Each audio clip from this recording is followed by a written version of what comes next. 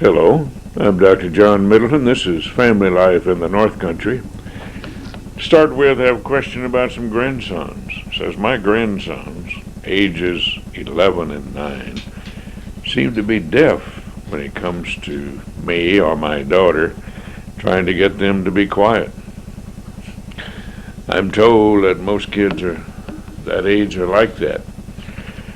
Is there any way that pattern can be broken? Of course, the simple answer is yes, but you have to be prepared to suffer a little bit because the kids today, as a pattern, seem really not to listen as much as they used to. Whether or not they're hard of hearing, I doubt it. Some people claim that music they listen to, the loud noises, makes them less attentive. Perhaps it's a video that they're always hearing anyway. But the kids today aren't any less intelligent. So I would suggest this. Getting the boys together, you have to get their attention, but get them together with their parents and tell them what you plan to do, what you won't do, what you will do. Set up a pattern. If I tell you once, whatever your pattern is, this is what you need to do, at least when you're in my home, or not to do. And have an agreement with the parents and with the boys that that's how it's going to be. Set it up, stick to your guns, and expect good results. Here's a question that's sort of puzzling. It says, what's going to happen to the children growing up in the non-family, mother working, mother out of the home, seeing father sometimes between his girlfriends, and brothers and sisters with different fathers? I don't know. I wish I did know. I see too many children like that, and I don't specialize in children's work. I don't pretend to. I never have. But children seem to come along sometimes with the parents. And some kids just lay back and take an attitude of just going with the flow. Whatever happens, happens. They're not particularly motivated. They don't work at getting into problems. They're just sort of bumps on a log because this is the way they cope. Other kids seem very hard trying to medicate themselves with drugs or alcohol, booze of some kind. Some kids, in spite of it, seem to use these adversities, these negative things, to turn it around, and a few of them try to make a success in spite of their problems, in spite of their parents. And sometimes that happens and has some good results. Most of the time, I'm afraid we're turning over and seeing too many of the first kind I mentioned. Here's another one. Can old dogs learn new tricks? Question comes up all the time. I guess dogs are getting older, or there are more old dogs or something. Certainly. Motivation, though, is the big factor. Getting older people to be interested in learning something new is the main thing. It isn't that learning can't take place. We have good research evidence documenting that as long as people are alive, learning can take place. But somebody wants to come along and teach me to do something, I know very well that my first question is why, or why should I? And that's not a very good motivation to learn something new. If I'm really interested in something, sure, I'll turn on and try to learn, and probably I'll do a fairly good job. At least I think so. If somebody comes along and tests me, they may find something else. Well, here's another one. Kind of sad in a way. It says, my wife is not known for telling the truth. What can I do? Well, the same thing would apply to a husband, but suggest first make an assessment. Does she always lie? Lie about little things? Lie about important things? Is there a pattern to what these lies are about? Some people will lie about certain subjects and not others. Some people who lie about some things will be very dedicated to being excruciatingly truthful about something else. To whom does your wife lie? Are there just particular people she lies to? What are the consequences? When she lies, what happens? What does she get out of it? What do you get out of it? What benefit would there be if she didn't? So I'm going to guess that this pattern's been there for a good while, that somehow you've adjusted to it. You're obviously aggravated, or you wouldn't ask the question. But the answers to these questions become part of the equation. What would your life be like if she didn't lie? What would your life be like if she continued to lie, if the pattern didn't change? And what would it cost her? Sometimes people just sort of roll out with stories, and if they try to be different, they may get tense, nervous, upset, and so on. So try to answer those questions first, and maybe in the process of finding answers, you come up with your best answer, what to do about it. In other words, if you put your foot down and say no more lies, then what are you ready to do? What's the consequence? What's the penalty, if any? What are the rewards? Here's another question. It says, my husband was caught in an affair. What can I do to save the marriage? Well, again, is this the first time? What are the circumstances? What are the benefits of the affair to your husband? Ask him. What benefits are there to you? Too often, it doesn't happen often, but too often it's a situation where one spouse will in effect drive the other one out of the house. Too many times I've heard a husband or wife say, well, go find somebody else. And when the person does, then things get upset. Most of the time. There are some people who have open marriages. That's just the way they play the game. They call it open marriages for that reason. There are no boundaries.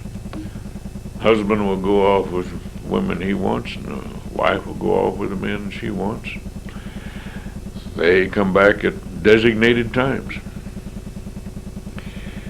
But in any situation, if you want to save the marriage, and if this isn't a pattern, try to find some new dimension, some new interest. Something new that both of you are interested in. Try to focus on that. Here's another one. It says, friends of mine have filed for divorce. Maybe it's following that other case. I don't know. Is it possible for the marriage to be saved even after people file for divorce? Yes. I've seen some good marriages come out of the ashes of divorce court. And it's sometimes inspiring to see what happens to people and how they will gather their resources and decide for the first time really to do something about the marriage. Not long ago I heard of a family court judge who ordered visitation rights in such a peculiar way that the spouses decided they couldn't tolerate that it'd be better if they tried to do something about their marriage. They did. As far as I know, it's working out very nicely. Here's another one that has a lot of implication. 17-year-old girl says, by what rights do parents have any authority over their children? Now, 17, think about it. Well, first of all, it's by the right of natural law.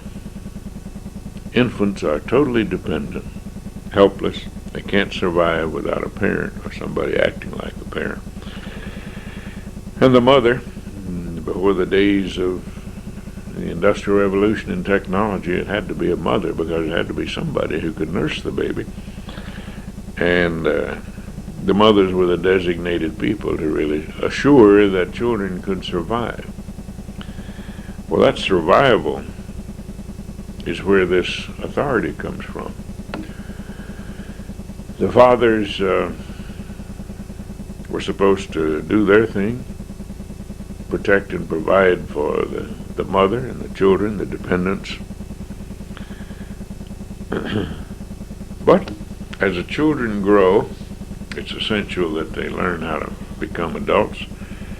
They learn this whether or not anybody sets up a training program. They learn it by acquiring it, assimilating it, assuming by the models that are set around them.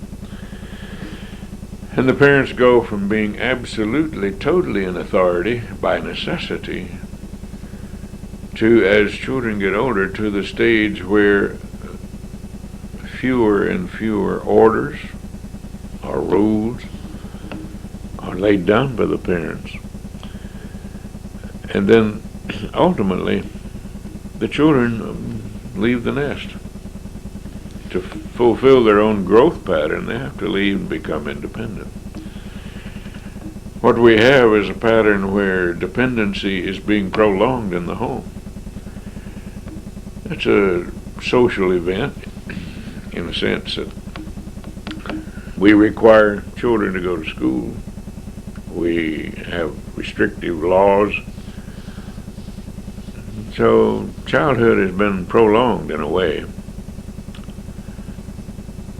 And yet the natural growth of the child is to be independent. So for a 17-year-old,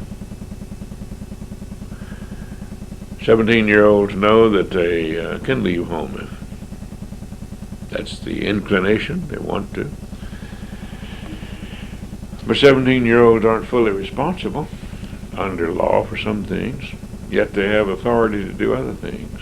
It's a catch-22. So by what rights do parents have authority over 17-year-olds? Because they have responsibility. And if you have responsibility, you should have authority. In other words, if I'm accountable for what somebody else does, then I should have some influence on what that person does. Now, if I'm not accountable, I have no responsibility, then I shouldn't have any authority. See, that's the position that most children want to have. They want to have all the rights of authority to say what goes and doesn't go, but they don't want any responsibility. So it's a natural process. And I would think that a 17-year-old who would ask the question perhaps isn't quite as mature as needs to be. Think through the question, think through then some of these relationships, and see how it goes. Here's a question, says, do you know of any support groups for people who don't want to be homosexuals, but have been? Yes. There is a group that called Courage that believes in an abstinence program. And there aren't very many of them around, but if anybody's really interested, give me a call. I'll help you find it. Find one, the nearest one. There are other groups and other churches that really promote and accept the homosexual behavior. So they're not really for people who don't want to be practicing homosexuality. The Courage group is, though, for people who are willing to live a celibate life or who want to make some transition. and it works very well.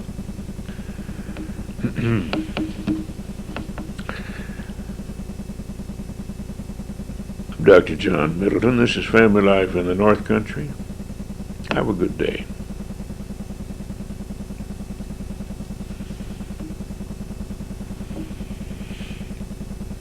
Hello, I'm Dr. John Middleton. This is Family Life in the North Country. Let's start off today about a question about alcoholism. It says, you recently said AA is not effective for everyone. Well, no method is good for everybody. AA is about as effective, and I think that's what I was saying, as any other method. And for some people, it is the only method that works. The biggest problem is not in the AA program, it's with the people who don't want to accept the idea that I'm helpless and I'm dependent on a higher being. That step of admitting that admitting to oneself and then admitting it to others that I'm helpless, I have no control, that seems to be the biggest hurdle. When people in AA really embrace that idea, the other steps in the program, all 12 steps, they seem to fall in place much easier. Some people have trouble with any one of the steps. Different people have different trouble. Some people can't make an inventory, they don't want to. Some people don't want to make restitution, they don't want to talk to anybody who's been hurt by their alcohol or addictive problems. We have all kinds of patterns, just as anything. But I think the biggest obstacle people find in AA is admitting, I'm helpless. And when somebody says I'm helpless, then help can be given or found much easier. Here's another one. It says, my psychiatric report, said I was delusional and hallucinated when I had a recent nervous breakdown. The question is, what does that mean? Well, first I'd recommend you ask the psychiatrist. And I think it's would be more appropriate, but I can define the terms, that's not a problem. A delusion is a false, unshakable belief. 3 magic words in a sense. False. Has to be untrue. It's unshakable. It's unshakable in spite of overwhelming odds to the contrary. Overwhelming evidence. And it's a belief system. It's not a behavior. In a sense, it's a psychological belief. So a false, unshakable belief. That's what a delusion is. Now, by definition, people don't usually get over delusions quickly, or it wouldn't fit the definition of being unshakable. An hallucination is a sensory perception without a demonstrable stimulus. In other words, somebody, through the senses, the 5 senses, or even maybe the 6th sense of kinesthetic, our sense of body awareness, through the senses, a person actually perceives whatever it is, a taste, a sound, a sight, a feeling like touch, a taste. Sometimes people have sensory perceptions and there's nothing to demonstrate that there was any reason for it. Hallucinogenic drugs are a big factor these days. People take these drugs, sometimes they are prescribed medication. It can be an hallucinogenic. But I would guess that that's probably the most common cause of hallucinations today. But hallucination is not an illusion. See, if I misinterpret something that I see or sense, smell, taste, or so on, if I misinterpret what I'm seeing, that's what it is, misinterpretation, and that comes under the title of illusion. If I see something that isn't there, there's actually nothing there, there's no stimulus that can be demonstrated at all, then that comes under the category then of hallucination. So talk to the psychiatrist who said that. A lot of these things can be treated today. They used to be pretty dismal as far as the outlook. But the treatment today, the medications, some of them seem to be pretty good in alleviating these symptoms. Here's another question. Said, our youngest son just left for college in another state, and it's very depressing. Will I get over it? Well, obviously the person didn't think so. But the obvious answer is yes in time. But you're talking about an empty nest syndrome. When the last child leaves home, it usually signals something else too. Not just that the child is grown up, not just the child is going away, and you actually have no authority. See, out of sight, out of mind. The child is on his own. It usually signals midlife. How old are people when the youngest child leaves home? And some people suffer from a midlife crisis if they have time to have one. I've known a lot of people who didn't have time, and so they look back and said, oh yeah, I went through midlife. I guess I did. They didn't notice it. Other people seem to dread it. They come up on it. I've seen people that seem to be more common these days who seem to be trying to fight becoming 40. Recently somebody was devastated because 50. What am I going to do? How can I handle being 50? Well, same way you did 49. You handle 49 just like you did 48. But this midlife crisis is usually this empty nest syndrome. And sometimes what happens is when the youngest child leaves home, the parents turn to each other and say, who are you? I haven't seen you in a long time. I haven't seen you since the first child was born. Basically in terms of just one person in the home to give attention to, the other spouse. That just doesn't happen if there are other children in the home, except on brief occasions. But sometimes the people need to get reacquainted. They've adjusted their lives to accommodate the children. They've done what they were supposed to do, sometimes very enjoyably. The child leaves home, the last one leaves home. See, now what are we going to play? You know, it's kind of like walking against hurricane winds, and all of a sudden the wind stops. There's no chaos, there's no clothes around, there's no whatever that used to be all over the place. Kind of miss them. That's natural. But yeah, people get over it. And it's a necessity. People have to leave home in order to really grow up. Of course, there are a lot of bungee kids today. I call them bungee because they jump out of the nest and then zip, they come snapping back sometimes.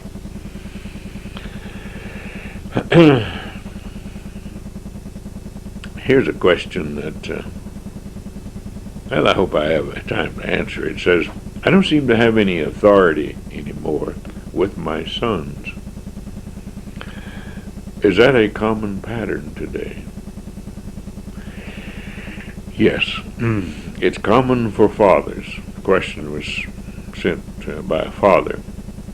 It's common for fathers to be losing authority, and here it is, a complicated way.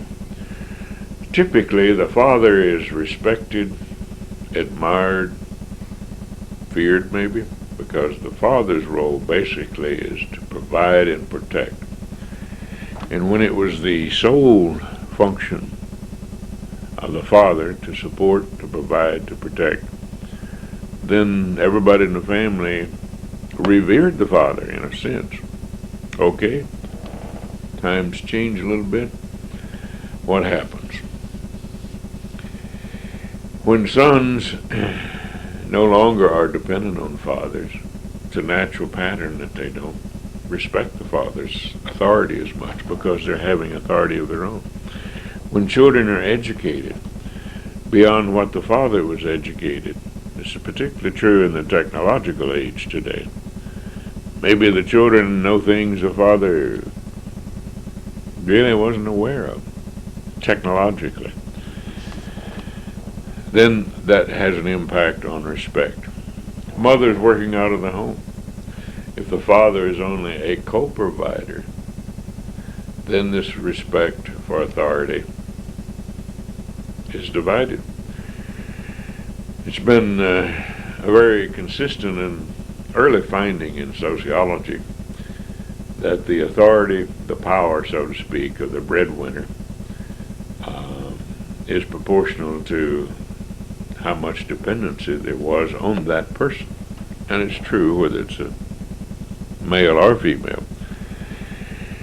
When the father becomes only a co-provider, respect, authority goes down.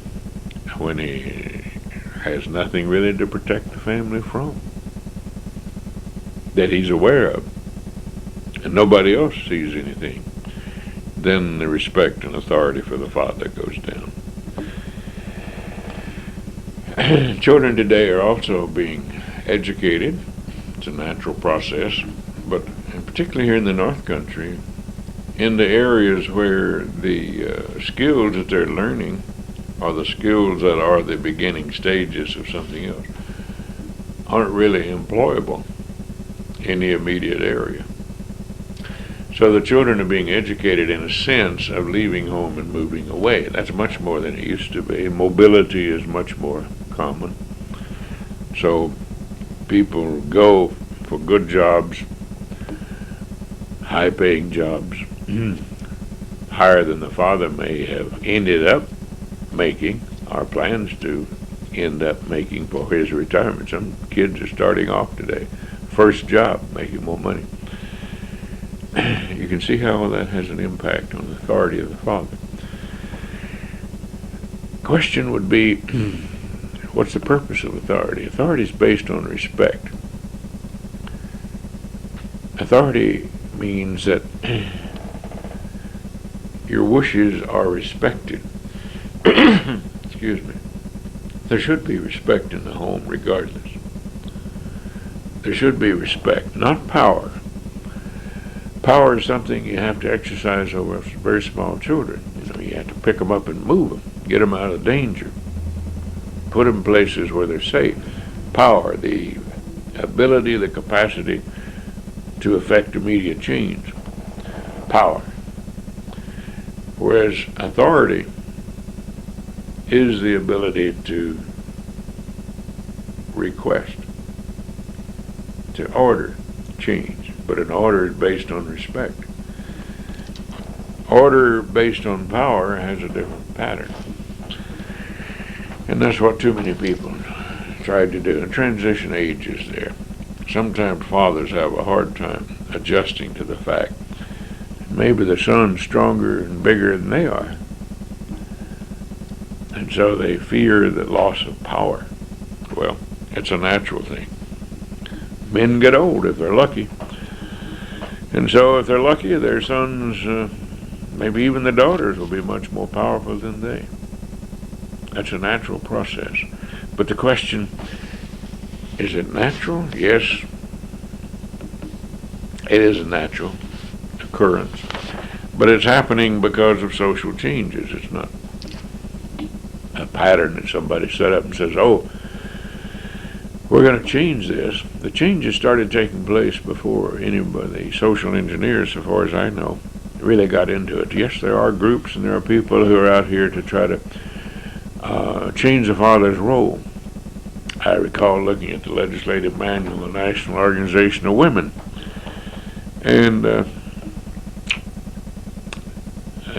it seemed to be focused on primarily that, changing the father's role.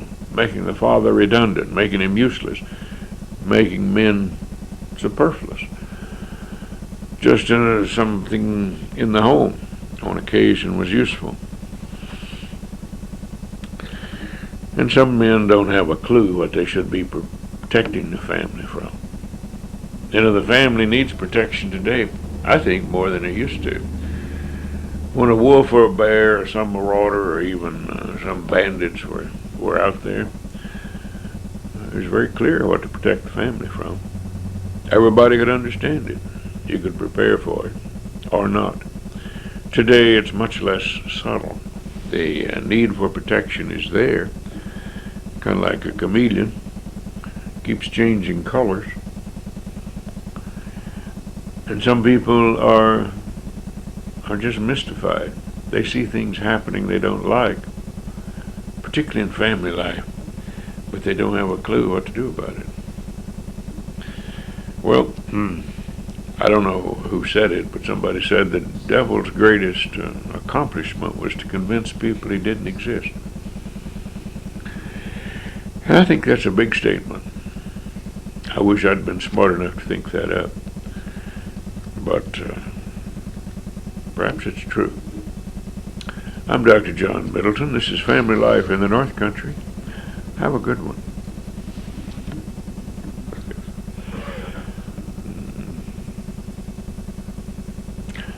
Hello, I'm Dr. John Middleton. This is Family Life in the North Country. I'm going to start with a rather complicated question, and it's serious. It may not apply to you in the immediate sense, but maybe your child or grandchild, or who knows, maybe even a great-grandchild. But the question starts with this. As my 15-year-old daughter seemed serious recently when she told me she would like to really discuss premarital sex with me, and wants me to tell her the advantages and disadvantages,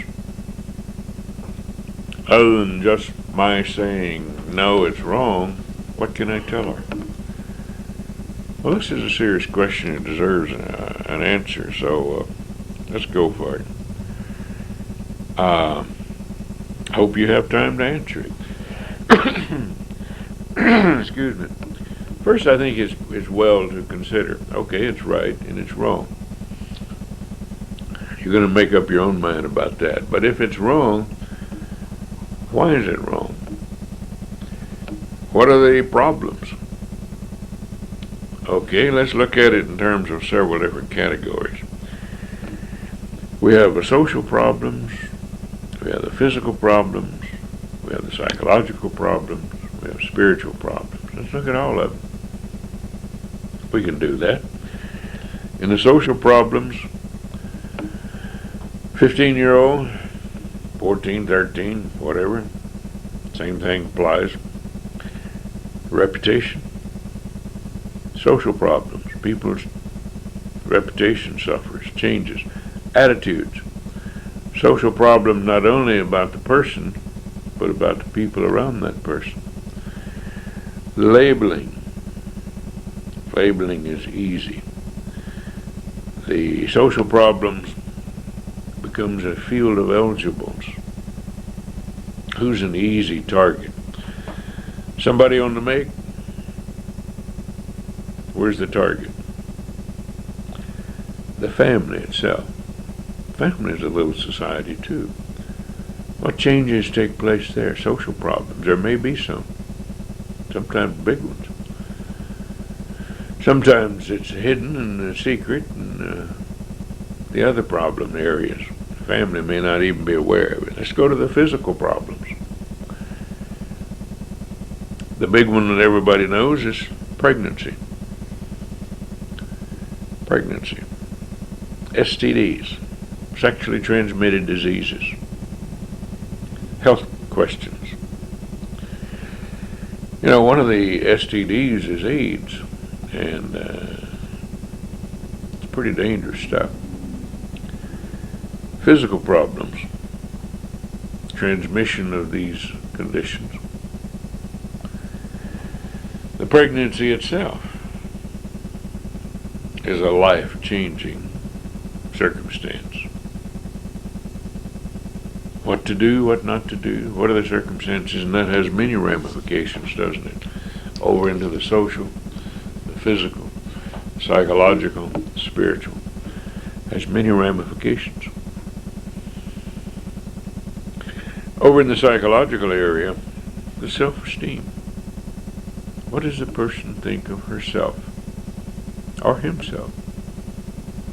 How does one value herself or himself? See, it depends a little bit on the support group, depends a little bit on the peers. In some circles, you're nobody until you've had sex.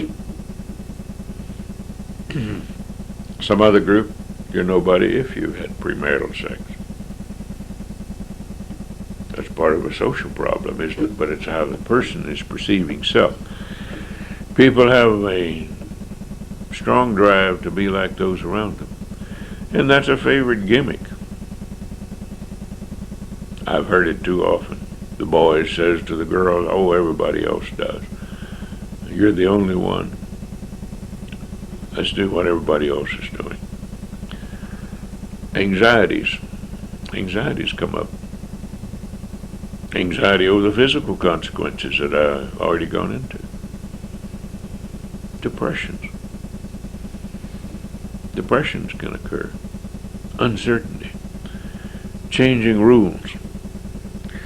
Then you have a spiritual dimension that too many people won't even touch. They won't touch it with a 10-foot pole. But distancing oneself from the religious beliefs, the teachings, the inner core of one's being. Sex is supposed to be enjoyable. God put it together that way to assure that there would be perpetuation, propagation of the species. Made it enjoyable. Everything in order. But he also made it to follow a sequence. That seems to be very consistent. Sex is available. It's valuable. It's so valuable that perhaps people should save it for something who is also valuable, someone who is really special in marriage. I remember in a sex education conference, a program, I was a leader, and one time we had a physician who was a co-leader down in, I think in Georgia. I used to do a lot of these sex education things. And someone asked the physician, when's the best time to have sex? These were a bunch of middle schoolers, 8th graders. And the physician said, well, and he started describing it. But the circumstances were safe, comfortable. The environment was inspiring and motivating. There's not a likelihood of being disturbed.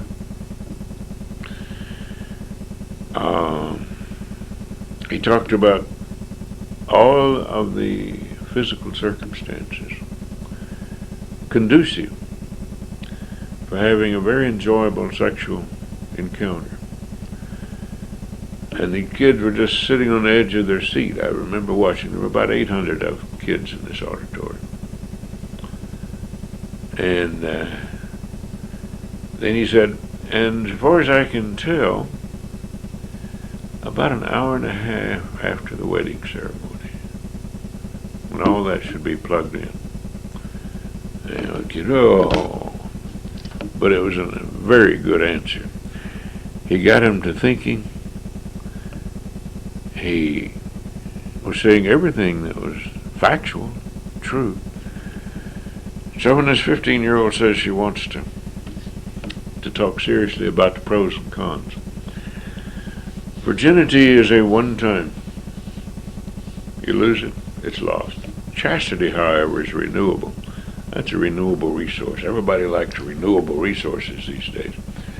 Well, all of us are called upon to live chaste lives, to live lives according to purity. That includes marriage, of course. I run into a lot of senior citizens who think that chastity doesn't apply to them, the rules about chastity. Well, that's just not true.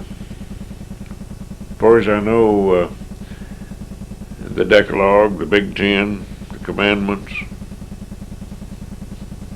didn't have any frame that says until you're 6 years old you do this, until you're 26 years old you do this, and after you're 36 years old or whatever.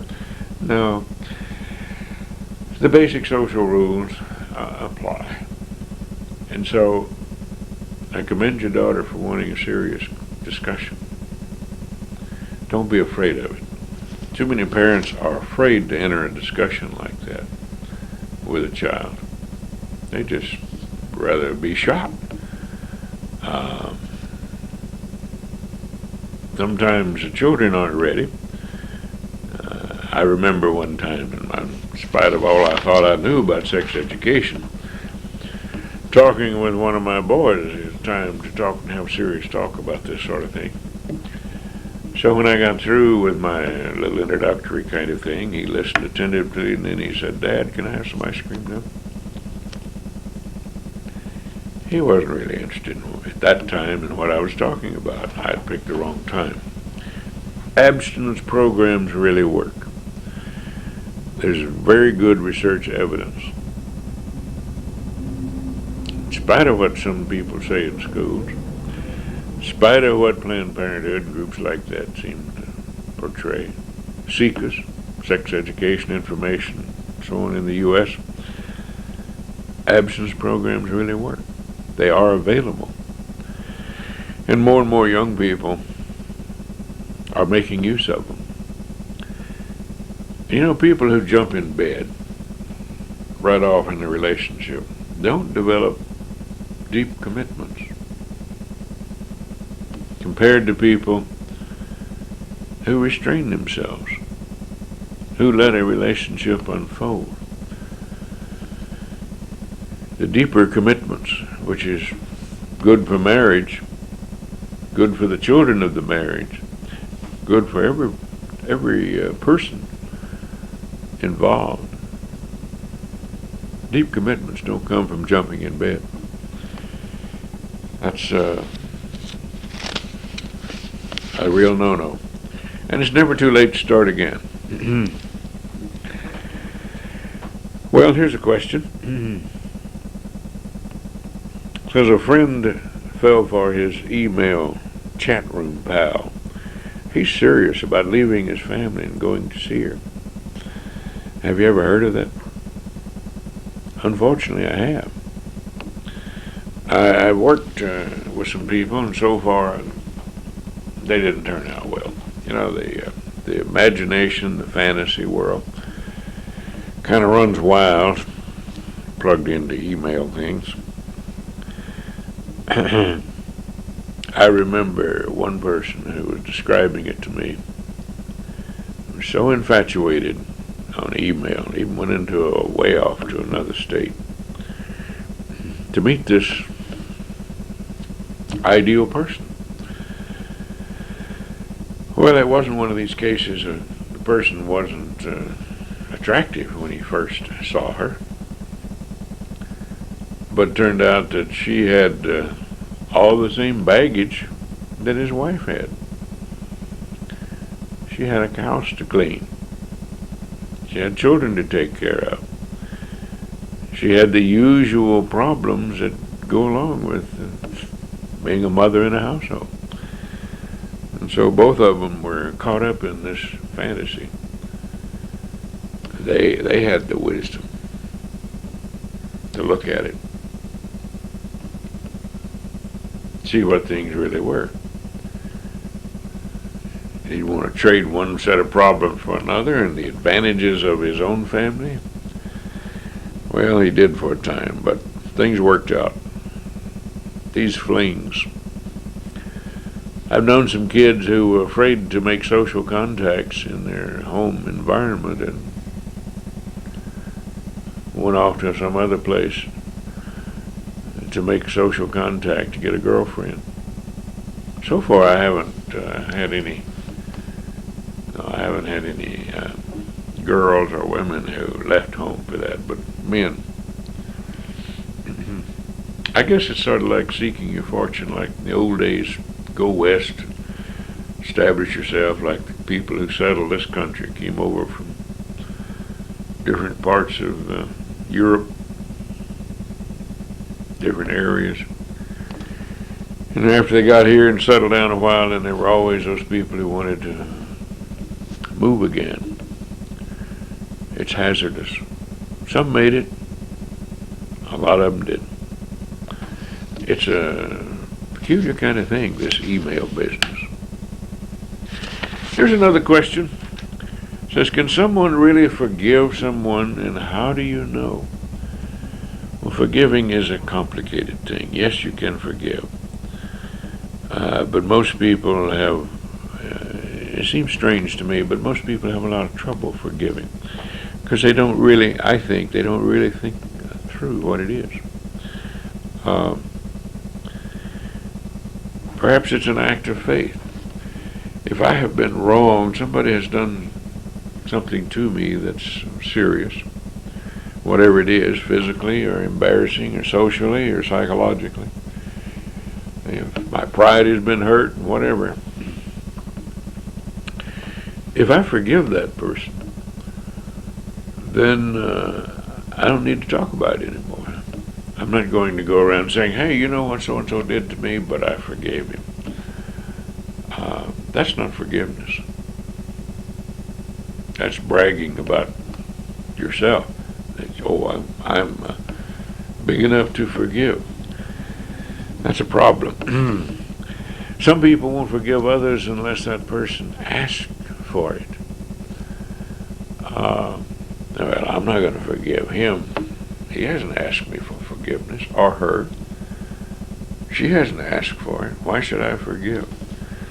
Well, because it's better for you. It's healthier for you. If I go around with resentment, what I'm doing is I'm reliving the feelings, the sentiments, re-sentiments.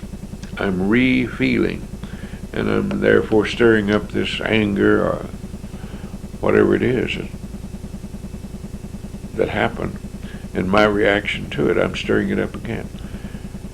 But if I can learn to forgive, truly forgive, means that I don't have any more resentment. Now, I've had some people tell me, but I don't want to. I don't want to have the obligation to what that means if I forgive. Well, forgiving somebody simply means you start anew. Excuse me. And you know, when you start anew, if you don't want to be around that person,